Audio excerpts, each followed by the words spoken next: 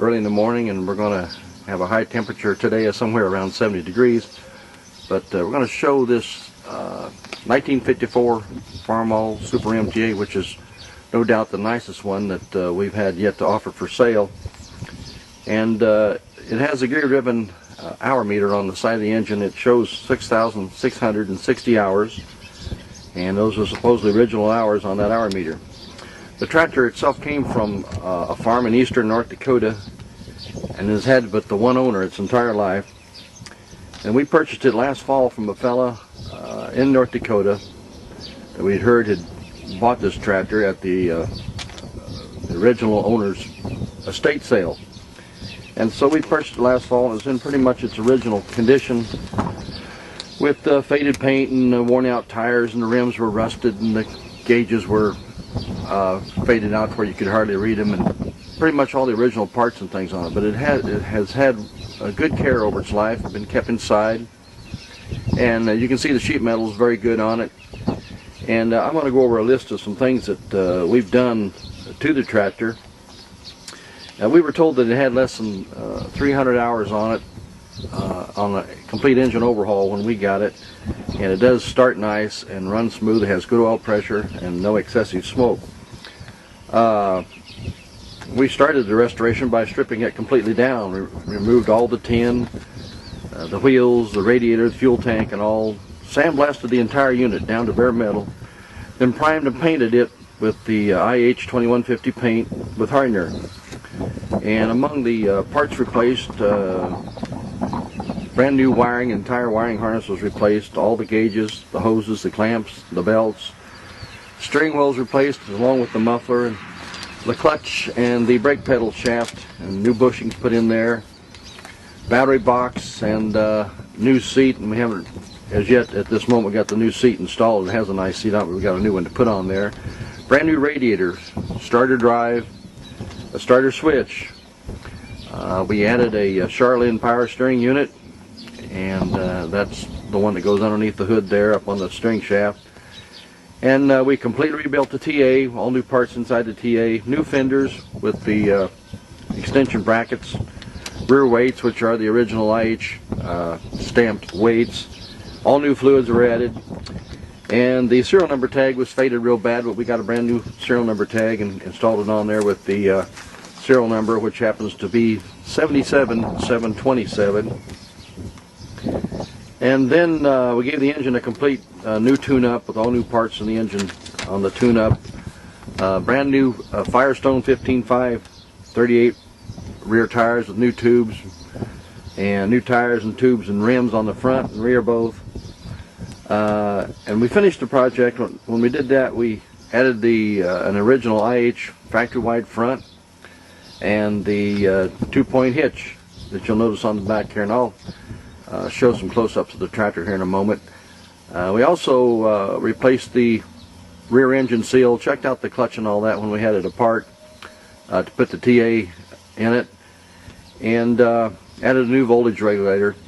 And there's a couple of small items yet we need to finish up on it, but you really won't notice them. It's just minor things we need to take care of. We have a little oil leak yet to look at, but all in all, it's an outstanding tractor, and I'm going to go right now and start it up and show you how easy it starts, and then I'll drive it around here a little bit, and we'll tape that.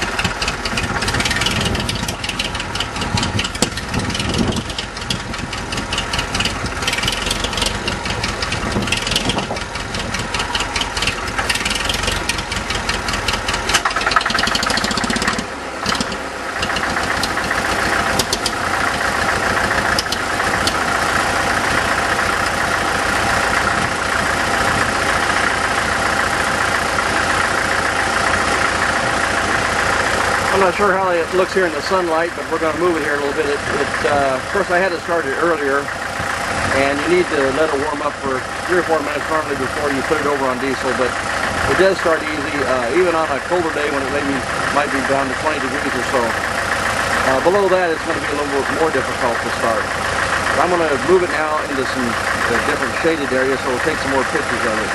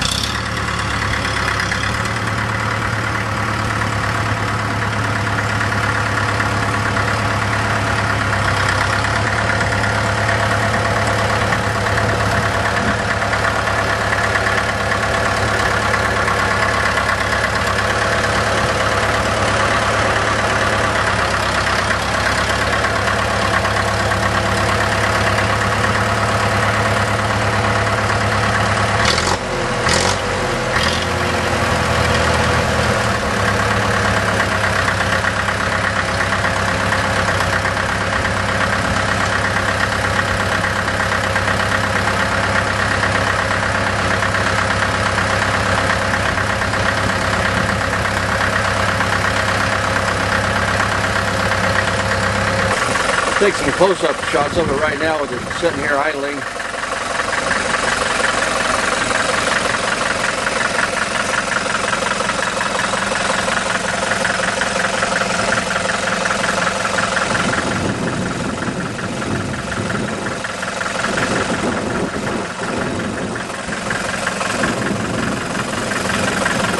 I don't know if you can see this on the blue serial number tag.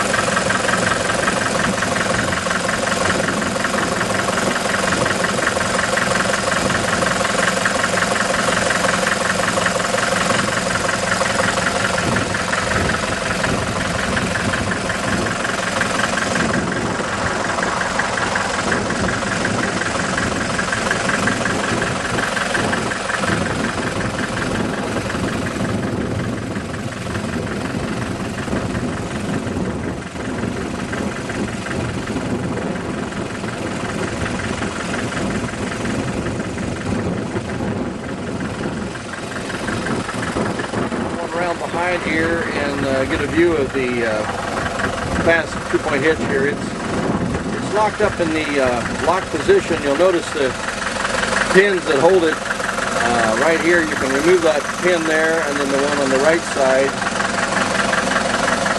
and connect them to the bars here, and that allows you to raise and lower it hydraulically with the cylinder, which is down underneath here. And when you're not using the 2-point, you can fasten it up in this raised lock position, which will give you support on the tow bar if you want to pull a load with the tow bar itself.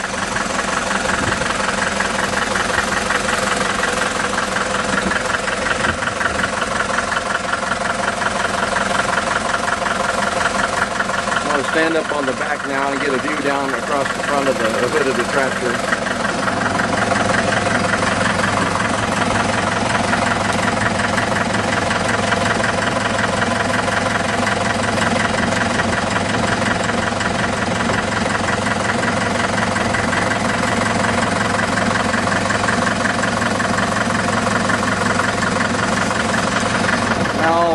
Raise the throttle up, raise the RPMs a little bit so you can hear it run from this distance.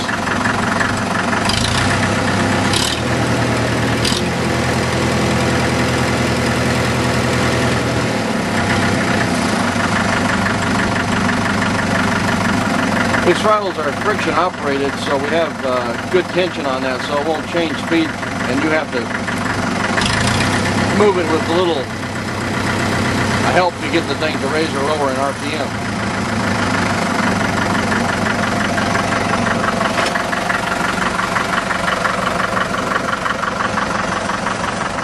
Got the lights here. I'll turn the switch on. I don't know if you can see that or not. All the lights are working. View on the right side of the tractor.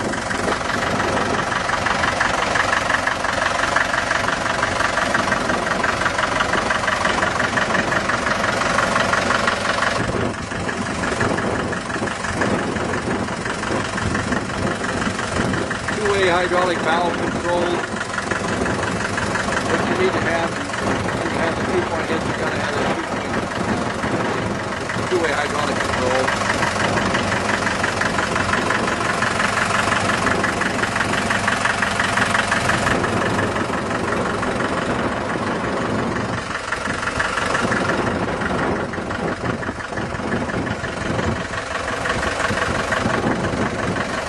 And then I'll get a view here directly from the front of it.